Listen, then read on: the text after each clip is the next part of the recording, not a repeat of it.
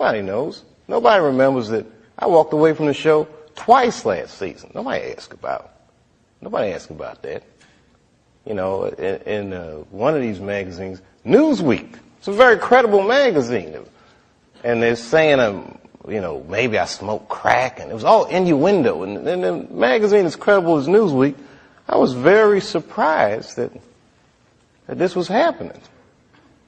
And then I got to make some real choices, man. Is that what I want for myself? Did I get too big? Because I like people. I like entertaining. And the higher up I go, for some reason, the less happy I am. You know, is it going to get to the point where I'm doing a striptease on TRL or waving a gun on the street, saying they're trying to kill me? No, I'm not going to let it get to that point. I'm going to go to Africa. I'm going to find a way to be myself, man. I gotta, you know, I'm an artist, man. I don't need a sneaker deal. I mean, I'd like one, but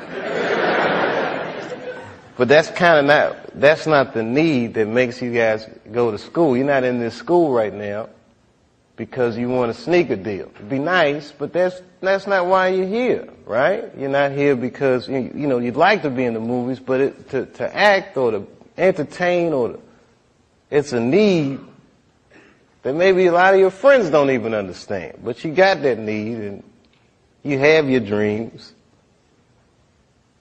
And there's only 6 studios, man. There's only 6 agencies, man. This is a small, controlled thing, and I don't like having to beg for the spotlight, man.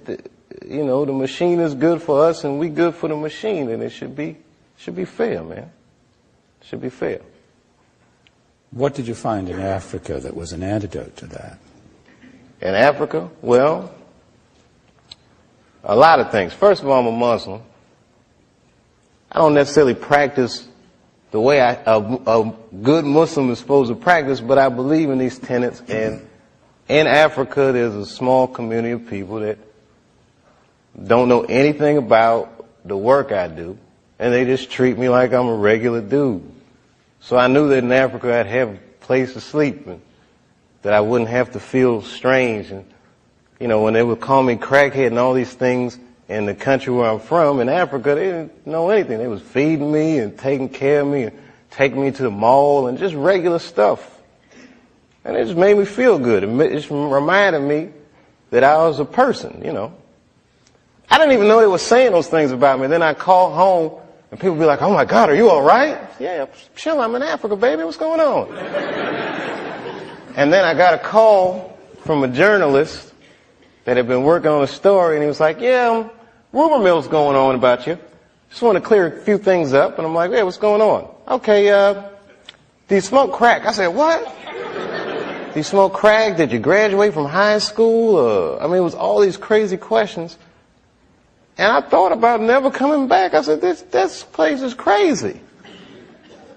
Like, I'm that dude. I just thought about all the things that celebrities go through and what celebrities become in our culture. You know, if you Brad Pitt and Jennifer Aniston and your marriage is breaking up, that's an awful thing. But to see that speculation in people gotta sting a little bit. Yeah. And then I realized, oh my God, I'm one of those people. That's a small club, man. That's a weird place to be. Ain't really no going back. You can't get unfamous. You can get infamous. Right. But you can't get unfamous. Right. So I got scared. I'm not gonna lie, y'all. I was scared to death. And I didn't touch the mic. But you know what was cool, man? The first time I went back out and did stand-up, I was in Cincinnati. So it's not far from the farm. I said, if I gotta run, I can get home fast. And club sold out real fast. I played a comedy club.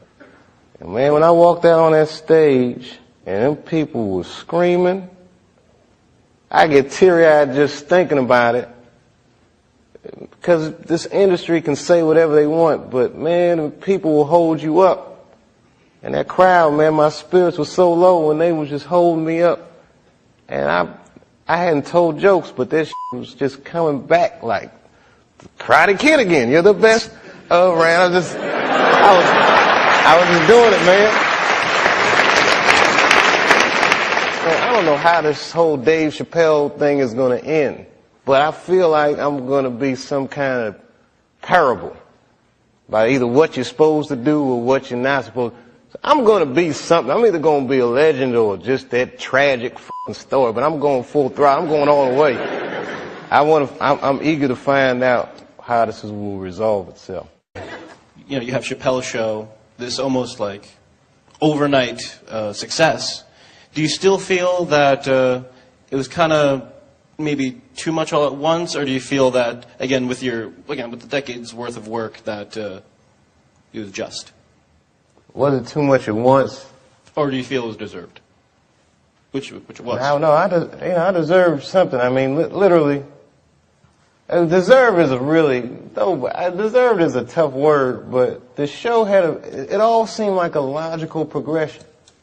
You know, like, I could have pulled a LeBron and exploded when I was a kid, but it didn't happen that way, and I'm probably better for it.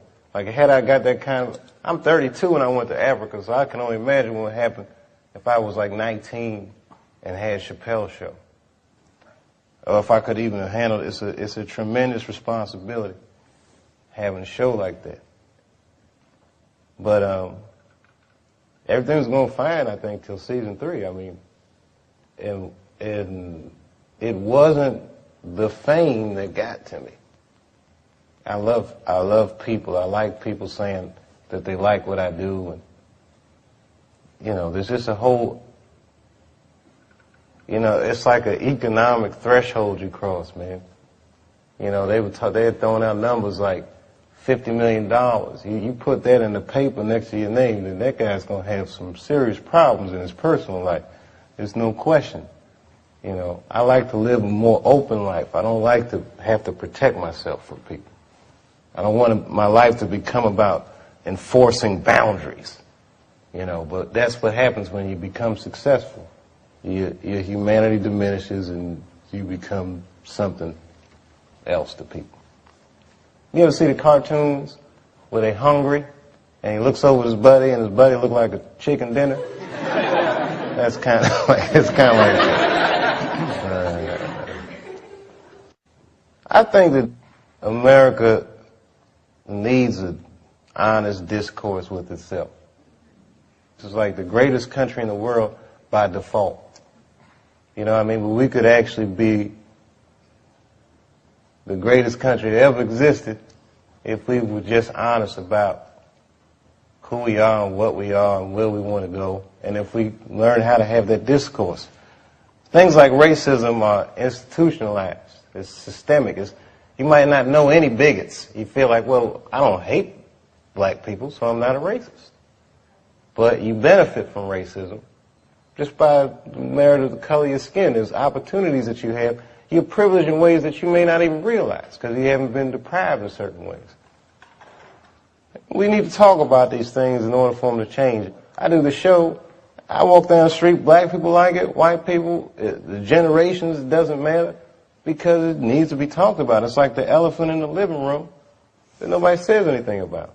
So when the Bigsby thing came out, there was a lady from Texas that called Comedy Central, I mean, damn near 100 times. She was furious with me. I wasn't mad at her for being mad at me. It's like, okay, that's good, you know.